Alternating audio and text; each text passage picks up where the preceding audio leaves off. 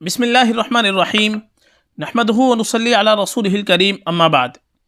محترم ناظرین کرام، ایک سوال ہے جو عام طور پر جب سے یکساں سول کوڈ نافذ ہوا ہے بلکہ اس سے پہلے ہی بہت سے لوگوں کے ذہنوں میں ہوتا ہے کہ شریعت کے اندر اور مذہب اسلام کے اندر بیٹے کو بیٹی سے ڈبل حصہ کیوں ملتا ہے، یعنی بیٹے کو 2 حصے اور بیٹی کو 1 حصہ، اس کی کیا مصلحت ہے اور یہ حصہ ڈبل بیٹے کو بیٹی کے مقابلے میں کیوں دیا جاتا ہے۔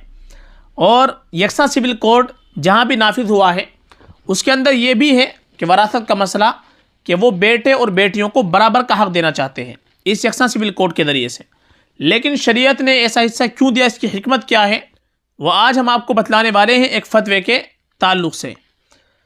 سوال: میراث میں 2 حصے بیٹے کے اور 1 حصہ بیٹی کا ہوتا ہے، اس تقسیم کی شرعی وجہ کیا ہے؟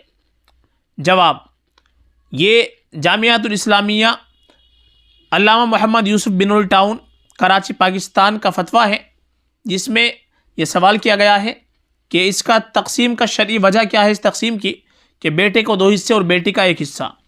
اس کا جواب کیا دیا گیا ہے وہ آپ سماعت فرمائیے گا۔ جواب: میراث میں بیٹے کو بیٹی سے 2 گنا حصہ ملنے کی وجہ کی طرف اشارہ خود قرآن کریم میں ہی موجود ہے۔ اللہ تعالیٰ کا ارشاد ہے: الرجال قوامون علی النساء بما فضل اللہ بعضهم علی بعض وبما انفقوا من اموالہم، یعنی مرد عورتوں کے ذمہ دار ہیں اس لیے کہ اللہ نے ایک دوسرے پر بڑائی دی ہے اور اس واسطے کہ انہوں نے اپنے مال خرچ کیے ہیں۔ اس بڑائی کا اثر میراث میں ظاہر ہوتا ہے۔